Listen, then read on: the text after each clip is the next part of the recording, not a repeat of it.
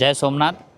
આજે સ્વાભિમાન પર્વની પૂજા પૂરા પરિવાર સાથે કરવાનો અવસર મળ્યો છે। જે દેશ અને જે સંસ્કૃતિને આહટ કરવા માટે, જે સંસ્કૃતિને ખંડિત કરવા માટે 1026 વર્ષની અંદર પ્રથમ મોહમ્મદ ગઝનવીએ જ્યારે આ મંદિર પર આક્રમણ કરીને આપણી સનાતન સંસ્કૃતિને તહેસ નહેસ કરવાનો જ્યારે પ્રયાસ કર્યો હતો, એન કેન પ્રકારે અનેક પ્રયાસો પછી પણ આ સંસ્કૃતિ ડગમગી નથી। જે 2026નું વર્ષ ચાલે છે ને, આદરણીય વડાપ્રધાન માનનીય નરેન્દ્રભાઈ મોદી સાહેબ દ્વારા સ્વાભિમાન પર્વ પૂજાની શરૂઆત કરવામાં આવી। આજે મેં પણ આ પરિવાર સાથે પૂજા કરી છે।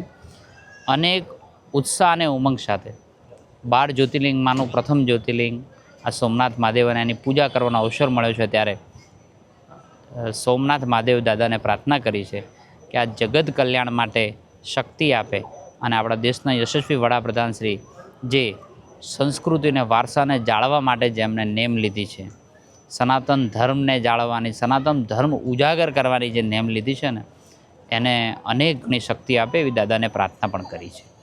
જય સોમનાથ।